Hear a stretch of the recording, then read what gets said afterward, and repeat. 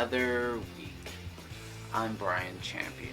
This week, I decided to do something a little bit different for part one. A week last week, it was a week, okay? And I'm just not ready to talk about that week right now. I decided to do something a little bit differently. A lot of you all have asked me how I got signed, and the story is very interesting, and so I just thought maybe I should just share that story for all those out there who are aspiring to be models or just aspiring to be anything in the entertainment industry.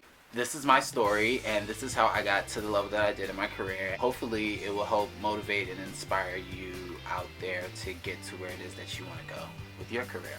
When I was younger, I always knew I wanted to be an actor. Like, anyone who knew me knew that I was just bound to be an actor. I acted in school plays, local theater, I did commercials, and I really divulged myself into the acting scene. Once I got to high school, I started to get introduced to different realms of the creative arts, and I started to take dance. From there, I went to college for dance, and while I was in college dancing, I started getting into modeling. I guess you can say I grew into my looks when I was in college. From college, that kind of catapulted this idea of, hey, maybe I can model to get into acting.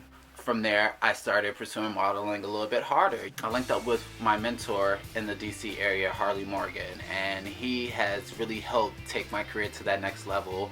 While under his direction, he landed me a gig with designer Andrew Noel. It gave me the opportunity to be in Crave magazine and be on the cover, actually, and that was like a big highlight for me, and just working with him, and that really made me feel like, wow, I really can do this. I took that energy and just started catapulting forward. Started going to New York, working with photographers like Seth London, and just starting to build up my portfolio and building up my brand. Next year, I decided one day in April to just, let me just go. Let me just go up to New York City.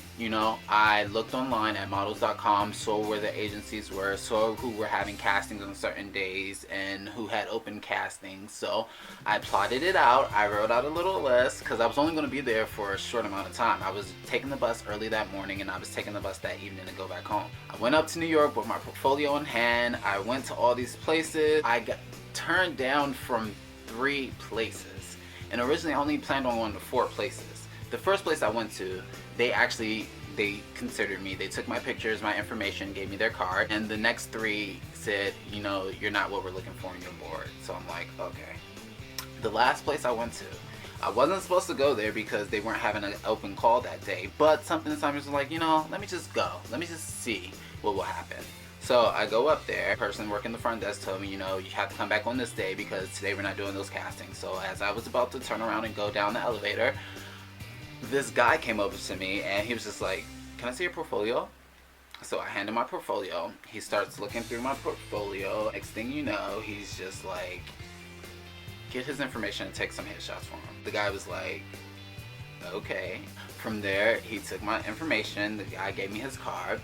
And told me to hit him back. A week went by. I was so anxious to just send them both emails that I sent them the same email at the same time. I was just that hype and thrilled. I sent them the emails, and I tried to wait for their response. A week went by, nothing. And it was around my birthday, so I had planned this trip. So I was just like, you know what? I'm just focusing on this trip. Go have fun, not even worry about it. Went on my trip, had fun. I came back and I was just like, let me try again. This is just like a month after I went to go see them. Sent them both an email again at the same time. I got a response from the one agency that I didn't plan on going to. That was a random stop for me on my go-sees, if you will. He asked for some Polaroids. Luckily for me, one of my friends was over my house. I said, let's go. Got my phone. I went up against a whiteboard. I was like, boom. I was like, here, take these pictures. Like, I got him to take it. I took pictures that was forward, profile, full body, and straight on. I did that, sent it to him. He liked what he saw. He told me that if I could come in next day or next week or something like that to go. I think it was next week. He asked if I can come in next week to meet with him, and I was like, of course. Made the arrangements. I went up to New York. I waited all day. I really wasn't feeling well. On top of that, I was starting to get sick. It was the worst. Like, I felt like I was about to die on the inside, but I was just like, I'm not missing this. I am not missing it. He takes my pictures, and he's like, takes me around the corner. He's like taking my pictures and stuff, and then he was talking to me, and while he was talking to me, he said, I need you to act like you just signed your first modeling contract. And when he said that, I knew that I signed my first modeling contract. It was so surreal, you know. It was crazy because I never thought that I would ever be able to be in that position, you know, and just the thought of it was just so surreal. It blew my mind. I was so blessed and so happy, and from there my life changed really, because after that point on, I was still living in DC, and of course photo shoots and castings were in New York, so I would be constantly going back and forth up and down to New York City during the summer for these castings and photo shoots. So it was just like, you know what, let me move up to New York. So I moved up to New York City. It was cool. Living in New York was a struggle.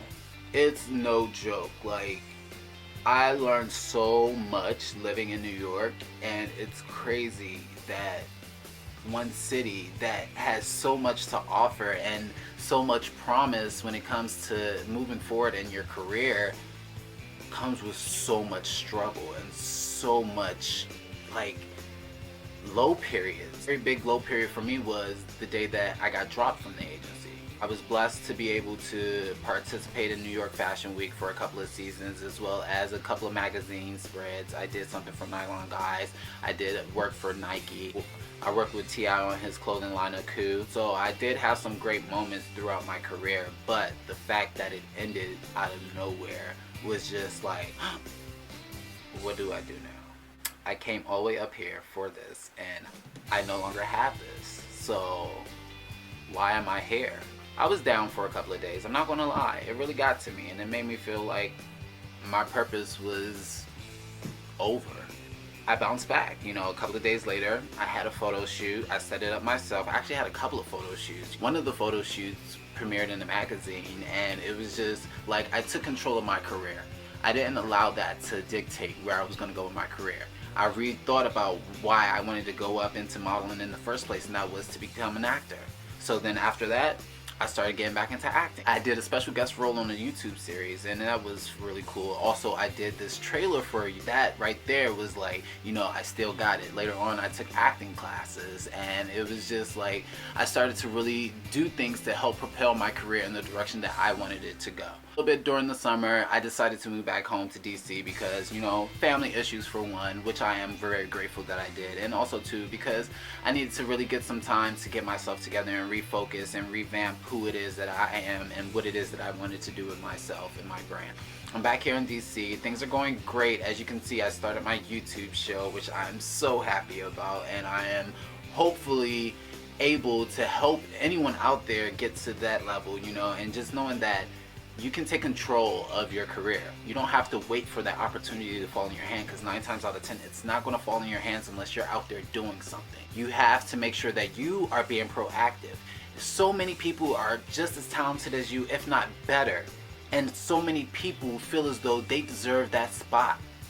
But what sets you apart from everyone else is the work that you put into it, and it's how much you want it. And no matter what anyone says, no matter how hard it seems like it's gonna get, you have to keep pushing forward. You have to sacrifice. You have to not quit and not give up.